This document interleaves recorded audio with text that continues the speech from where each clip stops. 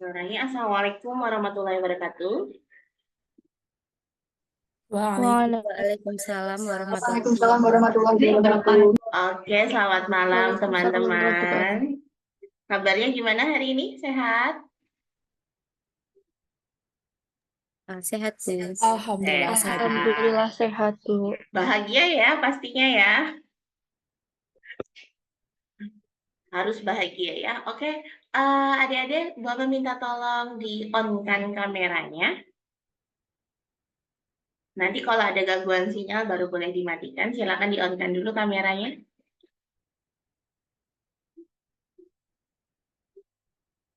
Ya, sip. Oke, ya di-on-kan. Cari tempat yang nyaman untuk belajar. Ya, oke. Ini Tandria sampai di angkasa ya, Dek ya? Iya, Bu. Jauh banget kamu ya. Oke, silakan di-on-kan dulu kameranya. Jika ada kendala nanti boleh kita matikan. Kemudian dia nanti absennya silakan ditulis di kolom chat ya. Ini sudah posisi Bu Amel record, ditulis aja NIM sama nama. Oke? Ya. Oh, malah ada yang dipura. Oke, ya. Alhamdulillahirrahmanirrahim. Akhirnya kita berjumpa ya. Sebelumnya Bu Amel mohon maaf, kemarin ada sedikit miskomunikasi. Jadi Bu Amel tidak tahu kalau yang WA itu adalah adik-adik dari Polkesta. Bu Amel kira adalah dari adik-adik dari Poltekkes BSI dan Bu Amel berangkat ngajar. Tapi yang Bu Amel ajar adalah yang Poltekkes BSI. Mohon maaf ya. Nah, untuk gantinya hari ini kita sesuai kesepakatan kemarin yang melalui 3 PJ kelas kita akan membahas tentang 2 topik besar ya. Yang pertama adalah tentang sifat fisika dan kimia sudah disebut dan materinya sudah Mbak Mel share ya. Mudah-mudahan sudah di-share oleh teman-teman PJ gitu ya ke masing-masing grup gitu ya. Ada materi tentang sifat fisika dan kimia dari senyawa obat. Kemudian nanti jika waktunya cukup kita akan lanjut ke materi tentang penggolongan antibiotik. Nah, nanti perkuliahannya santai aja, silakan dicatat. Kalau misalnya takut karena sinyal hilang atau apa, ini insya Allah sudah Bu Amel bantu recordkan. Nanti Bu Amel uploadkan di YouTube Bu Amel, kemudian nanti linknya saya share ya. Ya, share ke masing-masing PJ supaya nanti kalau adik-adik mau belajar ulang itu mudah. Nah, sebelum memulai perkuliahan kita pada malam hari ini, agar perkuliahan kita diberikan keberkahan, adik-adik diberikan kemudahan ya dalam memahami ilmu, marilah kita berdoa menurut agama masing-masing dengan sikap sempurna, berdoa dipersilakan.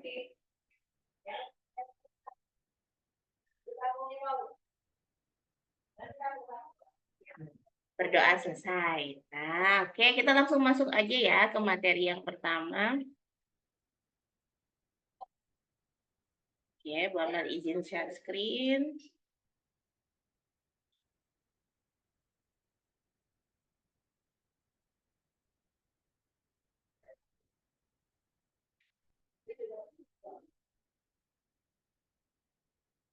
Sudah terlihat ya? Atau masih loading? Sudah terlihat? Sudah terlihat, Bu. Oke, alhamdulillah sudah terlihat. Oke, kita akan masuk ke sifat fisika dan sifat kimia. Gitu. Jadi kalau ngomong fisika dan ngomongin sifat kimia itu pasti saling berhubungan. Ya, sifat fisik itu apa sih? Sifat yang nampak ya dari si senyawa obatnya. Jadi sifat yang nampak entah kekerasannya gitu ya, entah kalau dalam bentuk sediaan cair berarti kekentalannya atau apa gitu ya, itu adalah sifat fisik. Jadi sesuatu yang bisa kita lihat, bisa kita rasa secara bentuk fisiknya ya. Kemudian ada juga sifat yang sifatnya lebih dalam lagi gitu ya. Adalah apa? Sifat kimianya. Nah, sifat fisika dan sifat kimia dari suatu molekul senyawa obat itu pasti akan mempengaruhi sifat dari senyawa obat tersebut. Di antaranya keaktifan obatnya gitu ya. Terus bagaimana penyimpanan obatnya, bagaimana proses mekanisme absorpsinya dan lain-lain. Itu akan sangat mempengaruhi.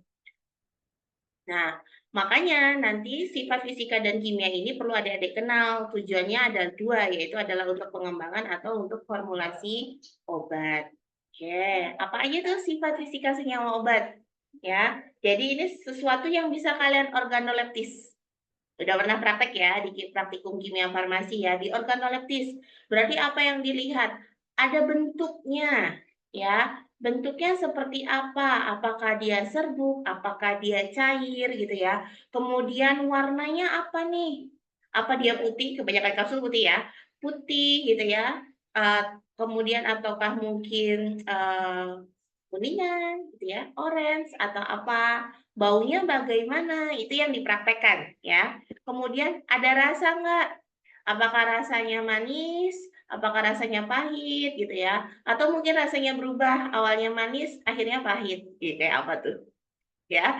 Jadi apa namanya? Rasanya itu bisa berbeda-beda gitu ya. Kemudian ada titik lelehnya. Dia meleleh di suhu berapa?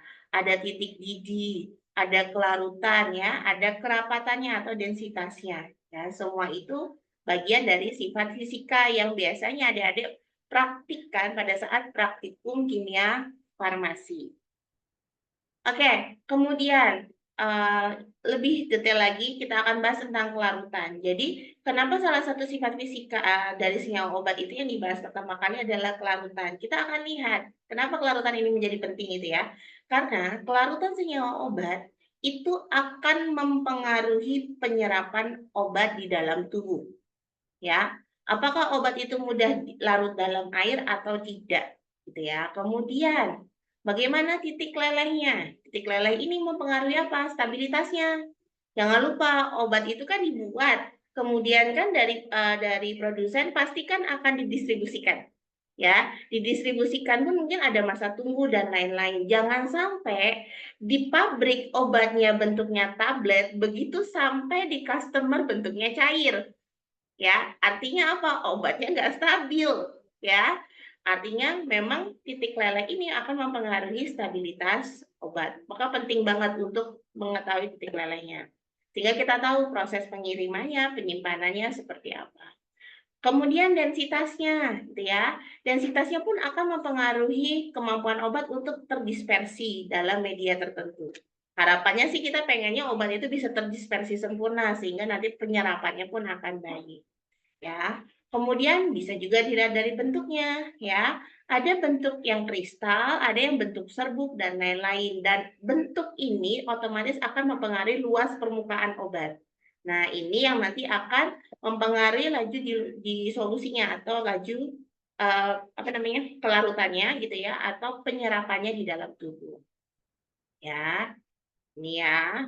Nah, satu lagi ada juga ukuran tadi, kalau ukuran partikel tadi sama hubungannya sama laju. Kemudian ada juga sifat dari polimorfismenya. Itu apa? Kemampuan senyawa obat untuk mengkristal dalam beberapa bentuk dan yang berbeda, ya. Oke. Nah, selain sifat apa namanya? Fisika, kita juga nggak akan lepas dari namanya sifat kimia. Karena sebenarnya sifat fisika itu dipengaruhi dari sifat kimianya. Ya, kenapa misalkan sederhananya kalian melihat NaCl ketika dalam bentuk padat dipukul keras. NaCl itu apa sih? Garam dapur, contoh ya, paling sederhana. Tapi dia mudah larut di dalam air. Dia keras, tapi mudah larut di dalam air itu karena sifat struktur kimianya, ya. Artinya apa? Sifat kimia itu pasti akan mempengaruhi sama yuk di dalam obat, ya. Gugus fungsinya diganti, maka sifatnya akan berbeda. Contoh, misalkan kalian tahu serum ya. Serum itu diambil dari apa sih? Atau penawar racun. Misalnya ada digigit ular nih, gitu ya.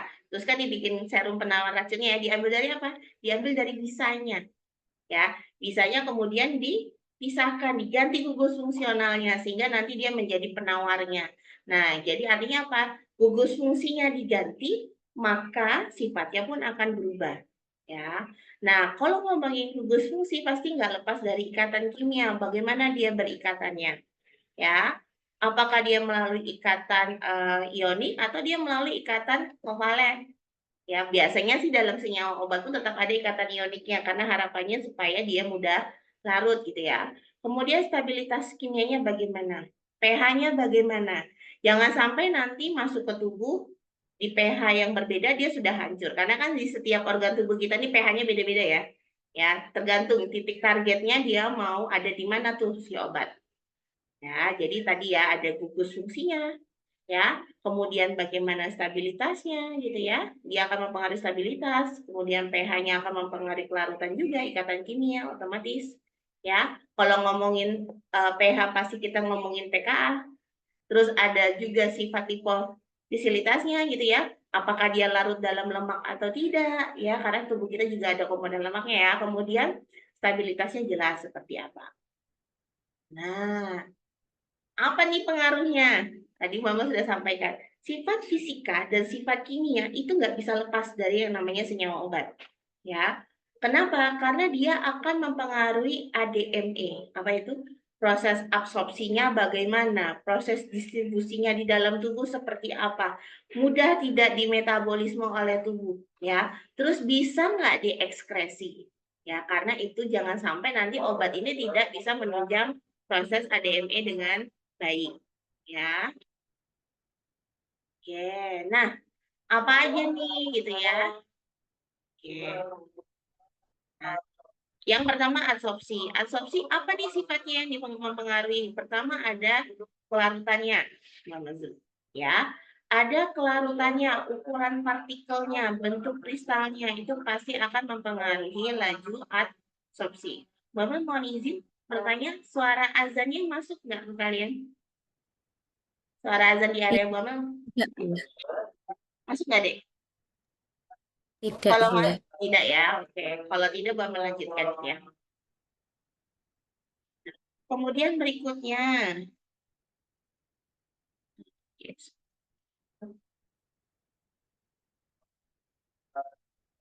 Oke, kemudian berikutnya adalah distribusi, ya. Distribusi itu bagaimana gitu ya? Itu yang mempengaruhi apa nih? Ada sifat protein dan kelarutannya, ya. Jadi ikatan proteinnya bagaimana dengan si protein, kemudian kelarutannya bagaimana itu pasti akan mempengaruhi distribusi obat ke berbagai jaringan. Kemudian ada metabolisme jelas. Lagi-lagi pasti akan berkaitan dengan gugus fungsi karena metabolisme itu adalah reaksi kimia, ya. Makanya dia akan mempengaruhi gugus fungsi dan stabilitasnya pasti akan mempengaruhi laju metabolisme obat. Lalu kemudian ada ekskresi, ya. Bagaimana dia bisa keluar dari tubuh kita, gitu ya. Otomatis pasti ada kelarutannya, ukuran molekulnya, sifat kimianya, itu semua akan mempengaruhi. Jangan sampai nanti dia menjadi limbah di dalam tubuh, ya. Sebegitu pentingnya kalian untuk memahami sifat fisika dan sifat kimia. Oke. Nah, untuk absorpsi gitu ya. Absorpsi ada beberapa, ini pasti kalian sudah tahu ya. Jadi ada penyerapan oral, ada intravena, ada intramuskular gitu ya. Ada subkutaneus. Kalian harus memperhatikan itu ya. Jadi nanti setiap obat, misalkan obatnya dalam bentuk sediaan salep ya. Bagaimana salep itu bisa membawa zat aktif dalam salep tersebut, entah dia buat obat gatal atau mungkin untuk menghangatkan ya, dia bisa membawa zat aktif itu masuk ke dalam bawah permukaan kulit ya, atau oral. Ya, oralnya tergantung nih, oralnya mau pecah di mana nih?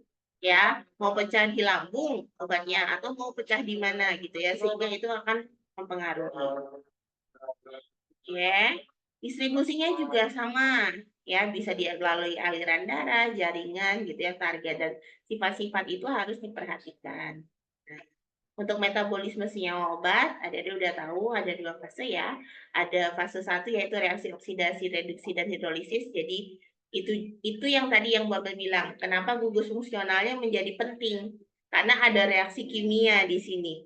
Ya, jangan sampai nanti di part-part tertentu harusnya nyampainya di lambung tapi di tenggorokan sudah pecah begitu ya. Jadi memang harus diperhatikan. Kemudian fase 2 yaitu ada konjugasi dengan molekul polar ya, dan lain-lain. Oke. Terakhir, ketika dia sudah bereaksi pasti dia punya zat samping. Ya, zat samping itu adalah tetap dia adalah senyawa kimia atau senyawa sisa metabolit tadi ya, ekskresi. Nah, itu harus mampu dibuang entah melalui ginjal, hati, keringat, melalui kulit gitu ya, atau mungkin dihembuskan melalui pernafasan atau melalui paru-paru. Nah, itu juga perlu dilihat. Oke, ini contohnya ya. Untuk beberapa contoh kasus, contohnya misalkan obat ini nih punya potensi bagus tapi kelarutannya rendah, maka apa yang dilakukan? Ya, maka yang dilakukan adalah memperkuat kelarutannya. Ya, kalau misalnya kelarutannya di air, maka gugus aktif apa yang harus diperbanyak? Biasanya oksigen, OH gitu ya. Itu adalah gugus yang polar, ya, sehingga dia bisa. Kemudian ada obat yang mudah terurai, ya, secara stabilitas seperti mana. Kemudian ada efek samping, kaitannya dia sama gugus fungsi, ya. Gugus fungsi apa nih yang berbahaya gitu ya, yang nggak bagus, maka gugus fungsinya itu yang diganti. Semoga dengan diganti toksisitasnya turun, tapi fungsi dari obatnya tidak berubah.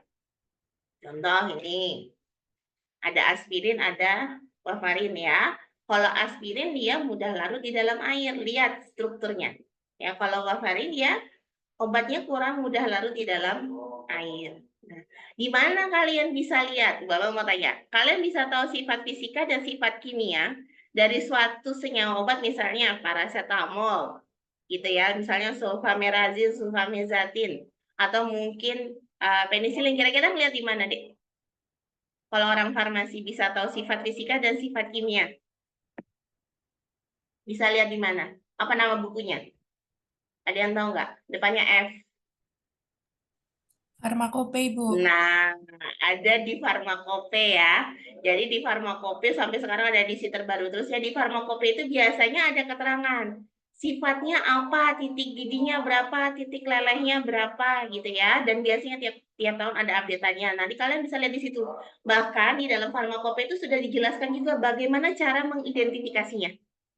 Ya, jadi informasi yang didapat bisa dari sifat fisika, sifat kimia, termasuk bagaimana cara mengidentifikasinya. Nah, biasanya cara mengidentifikasinya ini berhubungan dengan sifat fisika dan sifat kimianya, gitu ya.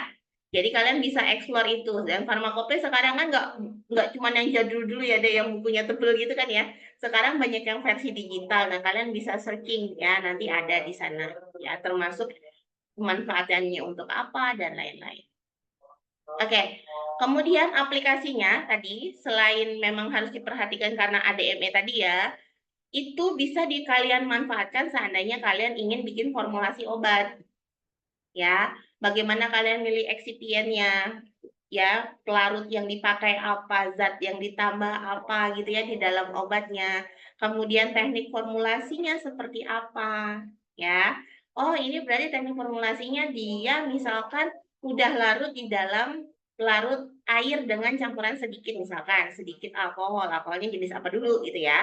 Kemudian nanti diformulasikan bisa, atau dia mungkin lebih stabil misalkan ditambahkan zat pengembang apa ya, masukkan di situ.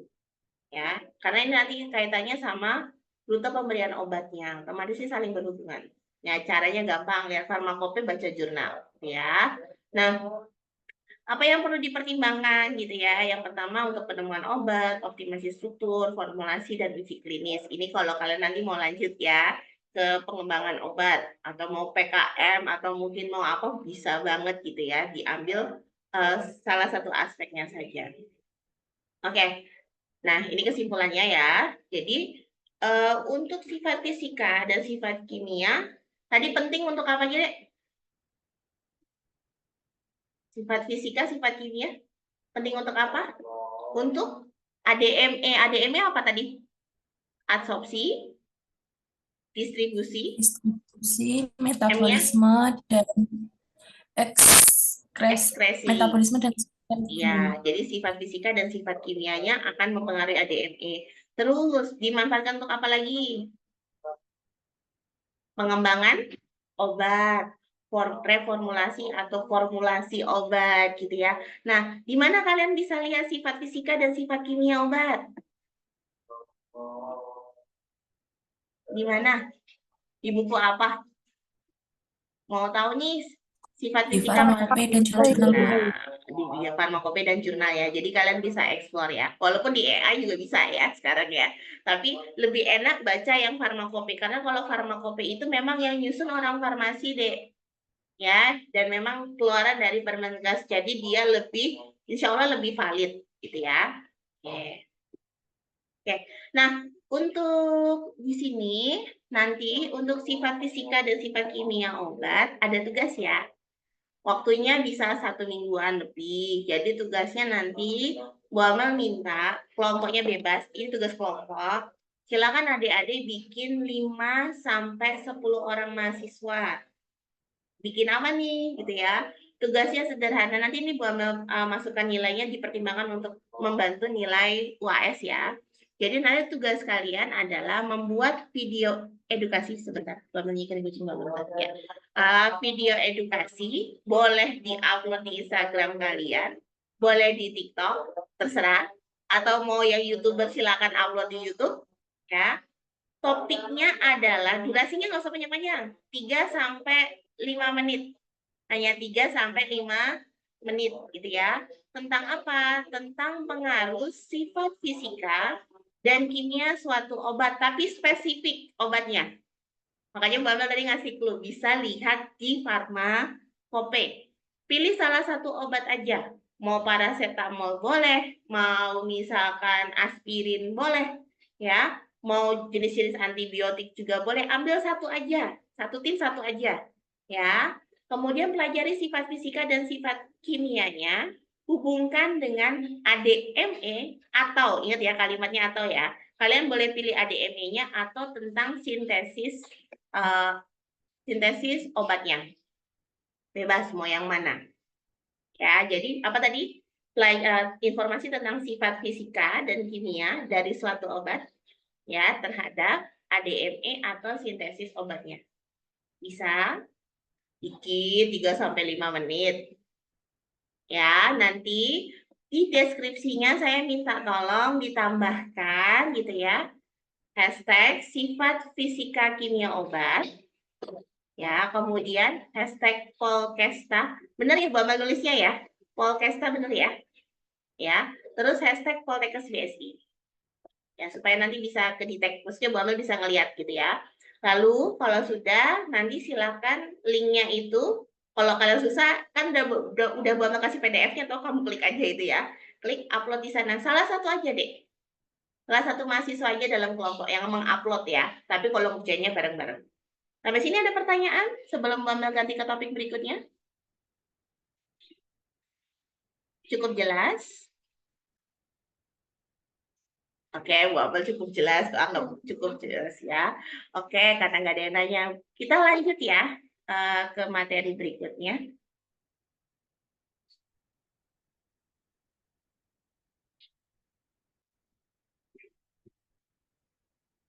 Oke, materi berikutnya itu adalah tentang antibiotik ya. Jadi sebenarnya kalau antibiotik ini kalian bisa lihat di peraturan Permenkes tentang antibiotik itu ada. Salah satunya yang sudah Bu Amel share di grup, peraturan apa, Dek? Namanya? Filenya sudah saya share di grup. Namanya Permenkes apa? Permenkes nomor berapa? Tahun berapa? Tentang apa?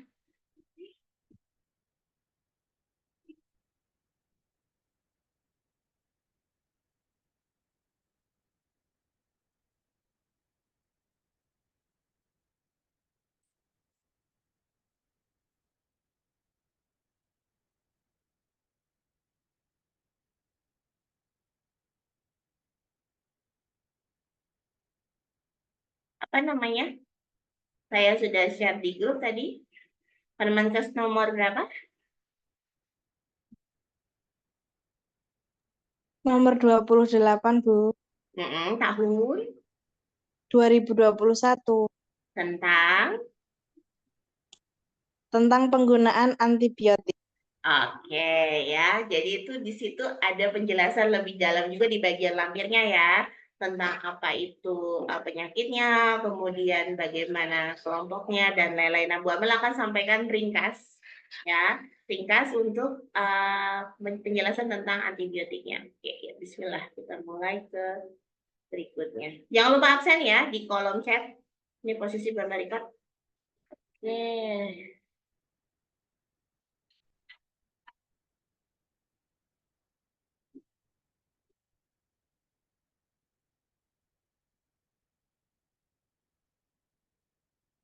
Sebentar, Bu Amel mau balas WA buka Bu Sekro buat sebentar ya.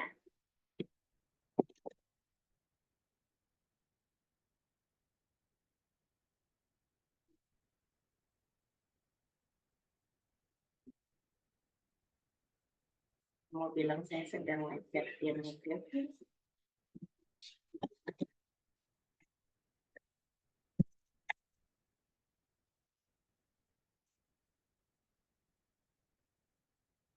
Oke, kita mulai.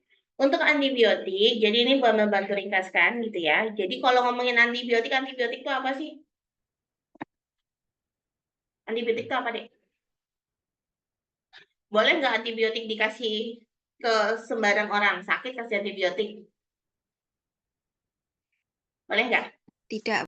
Oh, nggak boleh ya, gitu ya. Jadi memang ada aturannya gitu ya, sebagaimana yang sudah ada di Permenkes tadi ya. Jadi kalau ngomongin antibiotik, biasanya antibiotik itu memang diperuntukkan untuk melawan infeksi bakteri. Ya, biasanya ada periode khusus. Kalau memang tubuh kita nggak mampu, baru kita dikasih antibiotik. Ya, nah, oke. Di sini sendiri gitu ya, untuk antibiotik kalian bisa baca gitu ya. Jadi intinya dia adalah untuk melawan pertumbuhan bakteri, jamur, fungi ya, atau untuk membunuh bakteri patogen. Sifatnya dia jelas antibiotik pasti bersifat sebagai antibakteri. Namanya antibakteri berarti dia menghambat pertumbuhan atau membunuh bakteri. Ya. Sumbernya dari mana gitu ya? Ada yang alami, ada yang sintetik.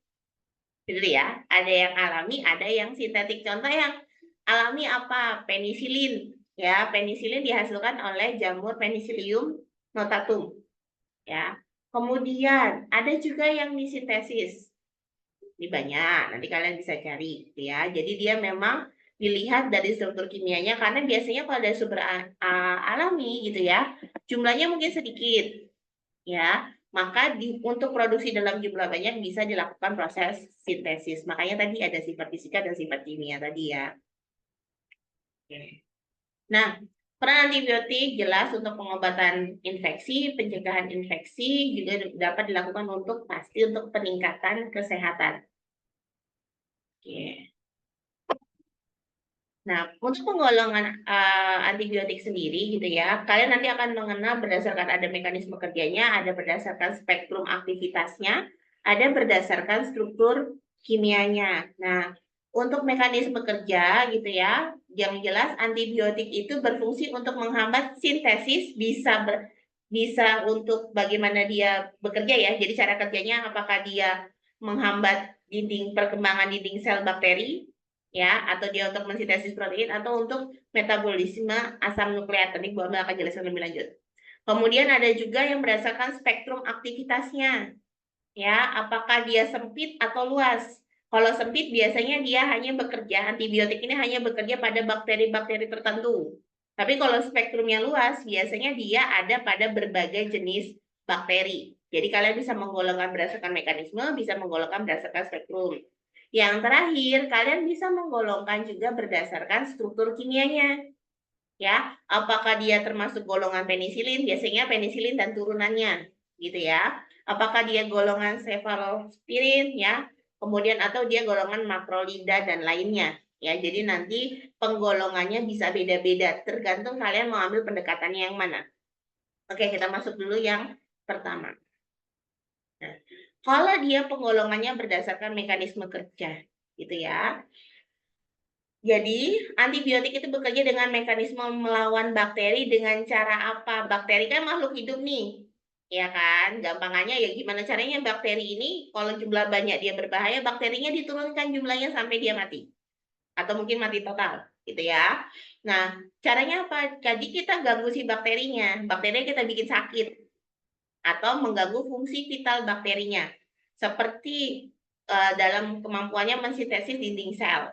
Ganggu aja itu ya. Kemudian dia dalam sintesis protein atau dia dalam melakukan replikasi DNA.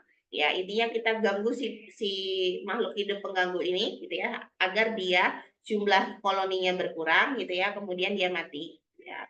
Nah, yang pertama, dengan menghambat sintesis dinding sel, antibiotik seperti penisilin, jadi contohnya penisilin dan cefalosporin itu menghambat pembentukan dinding bakteri. Jadi kerjanya adalah dengan cara menghambat perkembangan dinding bakteri. Yang akibatnya apa? Gitu ya. Akibatnya sel bakterinya jadi rapuh. Jadi kalau ada bakteri ada dindingnya itu dibikin keropos.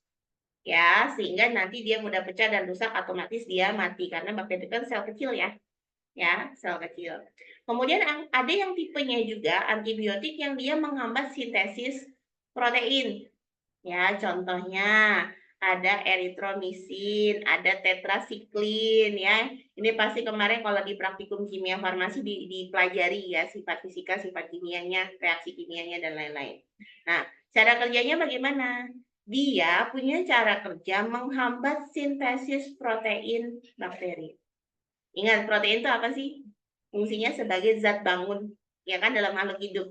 Lah kalau zat bangunnya aja untuk membangun dirinya aja dihambat, otomatis dia tidak akan bisa berkembang ya tidak bisa mereplikasi atau banyak gitu ya. Sehingga apa gitu ya? Sehingga bakterinya lambat laun akan mati. Ya, jadi cara kerjanya pertama ada yang bisa merusak dinding selnya, ada yang bisa menghambat sintesis proteinnya. Kemudian ada juga yang cara kerjanya seperti quinolone ya, yang dia menghambat replikasi DNA. Ya, jadi kan bakteri kan punya DNA ya yang diperlukan untuk pertumbuhan bakteri yang untuk pembelahan banyak kayak gitu. Nah, itu dipotong sehingga dia tidak bisa mereplikasi DNA yang otomatis koloninya tidak akan jadi banyak. Gitu ya. Ya lambat laun, lama-kelamaan dilawan dengan antibodi kita juga dia akan mati.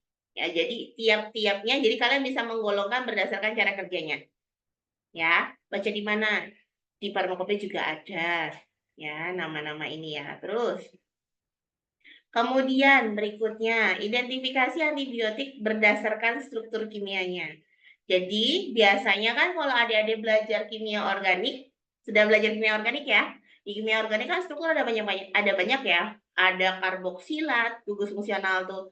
Ada alkoholik OH, ada gugus fenol ya, kemudian mungkin juga di dalamnya ada halida ya, kemudian ada nitro dan lain-lain gitu ya. Nah, biasanya dari struktur kimianya antar satu obat antibiotik ataupun obat pada umumnya itu dia punya gugus-gugus yang mirip atau gugus yang sama yang dominan yang memang dia mempengaruhi sifat si senyawa obat ya. Contoh ya, ada makanya digolongkan maaf ya. Maka dia digolongkan gitu ya. Digolongkan misalnya ada golongan penisilin. Ya, ada golongan penisilin, ada penisilin G, ada penisilin T. Struktur utamanya adalah beta-lactam. Ya. Kemudian ada golongan cefalosporin. Nanti lihat deh struktur kimianya. Boleh nggak share di sini, tapi kalian coba cari struktur kimianya. Itu mirip. Ya. Ada aminoglikosida. Contohnya ada gentamisin, tobramycin. Kalian cari aja struktur kimianya, dia mirip. Dia pasti punya gugus aminoglikan. Ya, ada juga tadi mikrolida dan lain-lain. Jadi adik-adik boleh lihat, oh ini senyawa obat ini, senyawa obat ini. Bandingkan aja nih kayak di PPT Buamel ya, tambahin. Kalian cari, mirip nih. Oh, makanya dia satu golongan. Ya, jadi dia dilihat dari struktur kimianya. Nah, kemudian tadi yang berikutnya gitu ya, ada yang berdasarkan penggolongan antibiotiknya berdasarkan cara kerjanya atau spektrumnya, kemampuannya melawan bakteri. Tadi Bapak sempat sampaikan ada spektrum luas, ada spektrum sempit. Spektrum luas yang mana? Spektrum luas itu gitu ya, kalau dia bisa melawan berbagai macam jenis bakteri. Kebijakan ya, bisa semuanya gitu ya. Kemudian ada yang spektrumnya sempit. Ini khusus bakteri ini, gitu ya. Maka itu disebut dengan atau dimasuk dalam kategori penggolongan antibiotik spektrum sempit. Nih, ya. Antibiotik spektrum luas, gitu ya, memiliki kemampuan untuk melawan berbagai jenis bakteri, ya, baik dia gram positif maupun dia gram negatif. Ya, yang pertama apa? Kita lihat dulu penanganan infeksinya. Ya, apakah dia berguna untuk mengobati berbagai macam infeksi seperti pneumonia, infeksi saluran kemih dan infeksi kulit. Ya. Kemudian pilihan awalnya apa gitu ya? Yang dasar ini ya, dasar pemilihan antibiotik spektrum luas ya. Seringkali dipakai untuk gitu ya, pengobatan ketika penyebab infeksinya kita belum tahu. Nggak tahu nih, tiba-tiba dia batuk. Batuknya kenapa nggak tahu, gitu kan? Bakteri batuk ada macam-macam. Plus sekarang tambah virus kan ya. Ya, ada macam-macam gitu ya. Jadi artinya apa? Artinya penanganan kalau belum tahu itu apa, kita pakai antibiotik yang umum dulu. Ya. Kemudian dilihat juga resistensi dari bakterinya. Ya, jangan sampai penggunaan berlebih membuat dia resisten ya terhadap antibiotiknya. Artinya dia sudah siap tempur nih, ya.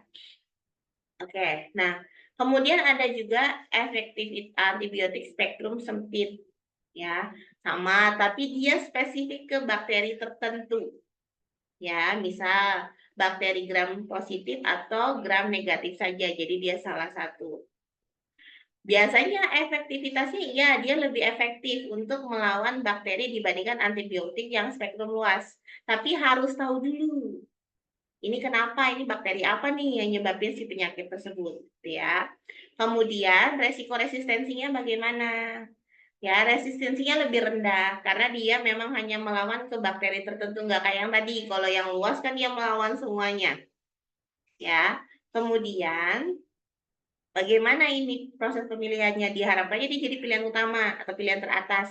Kalau tadi sekali lagi kata Bu Amel, kalau penyebab infeksinya sudah tahu.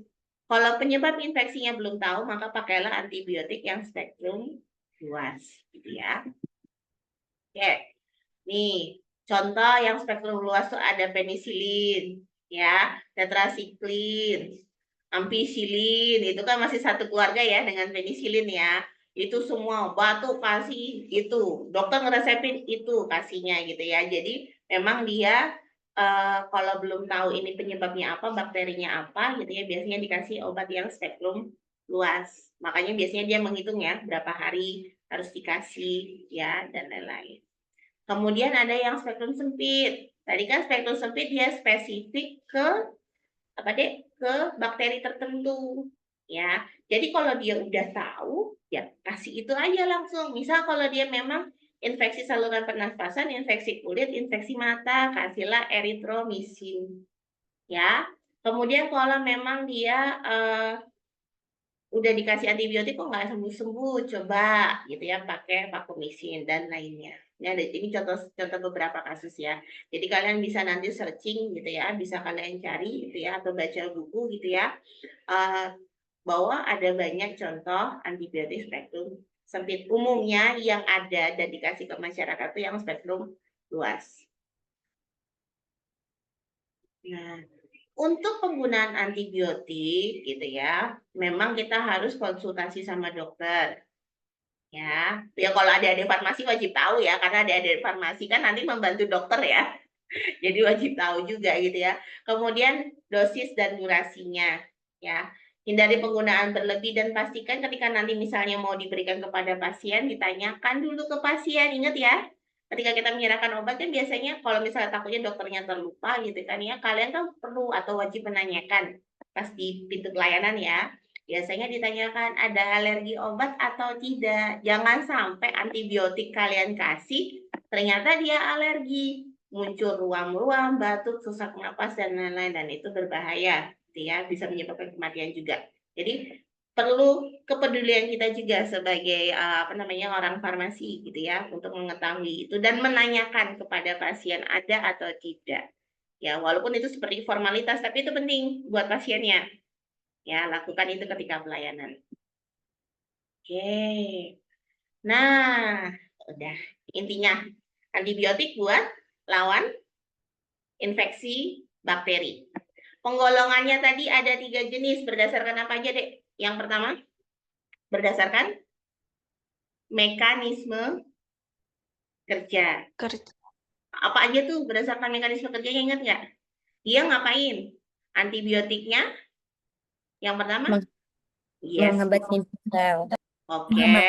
Pembentukan sel, menghambat sintesis protein, Yes. menghambat protein, replikasi DNA. Oke, replikasi DNA. Oke, terus penggolongan berikutnya berdasarkan struktur kimianya. Berarti dia dilihat berdasarkan apa? Kemiripan apa? Kemiripan struktur kimianya. Gitu aja, simpel aja ya. Jadi kalau dia mirip beta-lactam, oh dia penisilin gitu ya. Caranya seperti itu ya. Kemudian terakhir satu lagi berdasarkan apa? Berdasarkan spektrum. Spektrum aktivitas. Ya, spektrum aktivitas. Ada yang luas, ada yang kecil.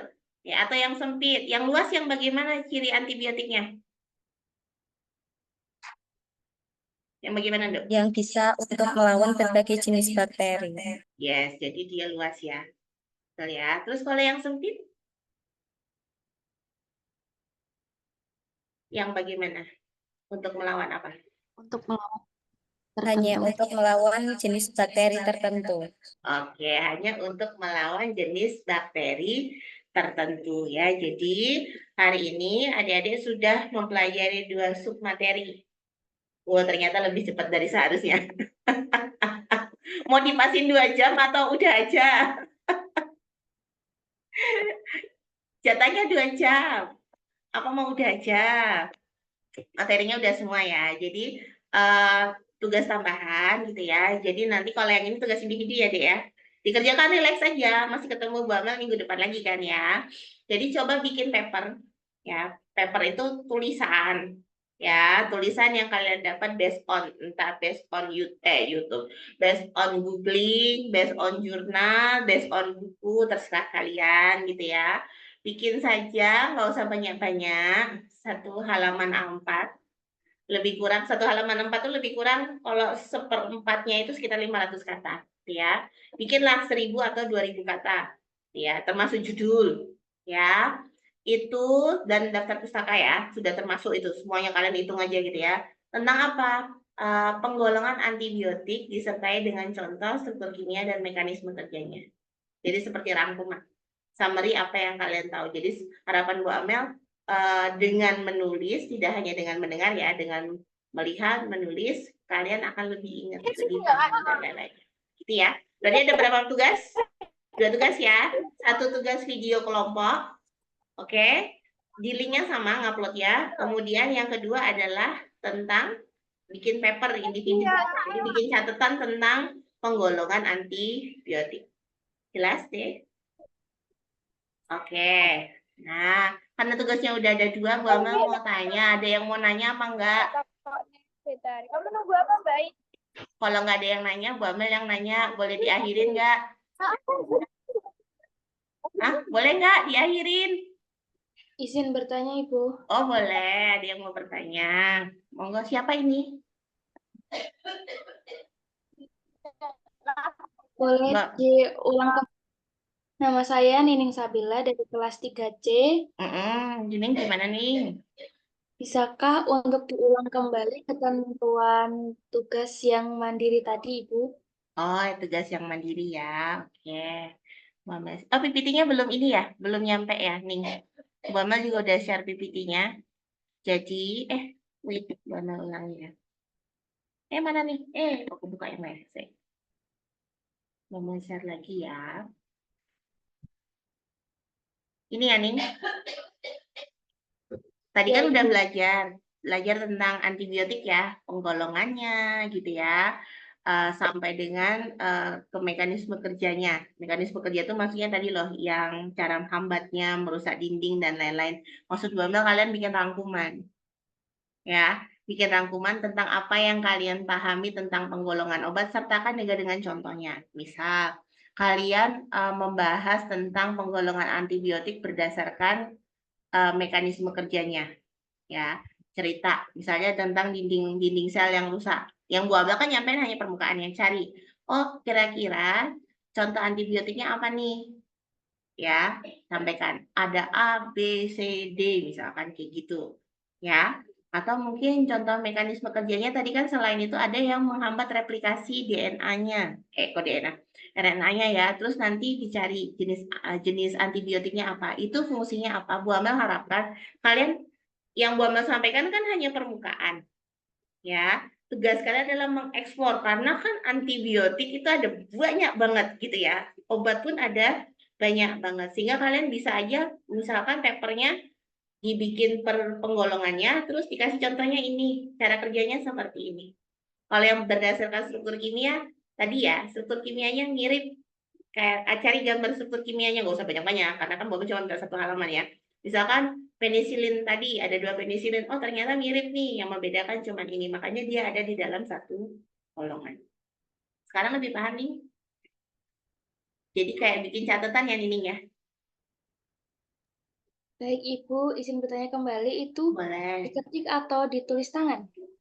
Yang ada komputer silakan diketik, kalau mau tulis tangan juga boleh. Bu Amal tidak memberatkan. Gitu ya.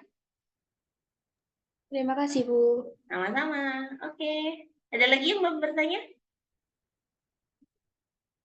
Oke. Yang tadi di bulan udah turun ke bumi belum? Kalau nggak ada. Kalau nggak ada, minggu depan masih ketemu dengan Bu Amel di jam yang sama gitu ya. Untuk materinya besok Bu Amel share lagi di grup menjelang pertemuan gitu ya. Satu pertanyaan terakhir, apakah perkuliahannya boleh diakhiri? Boleh, Ibu.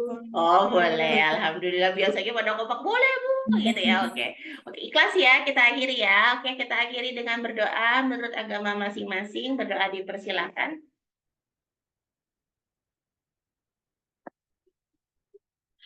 Berdoa selesai. Sekian dari Bu Amel. Jangan lupa absen sebelum Bu Amel closing gitu ya. Nanti rekaman videonya yang kalau takut ada tertinggal karena hilang-hilang sinyal, Bu Amel share melalui PJ masing-masing. Gitu ya. Kita akhiri. Wassalamualaikum warahmatullahi wabarakatuh. Terima kasih semuanya. Selamat malam dan selamat beristirahat. Waalaikumsalam warahmatullahi wabarakatuh. Warahmatullahi Terima kasih. wabarakatuh. Sama-sama.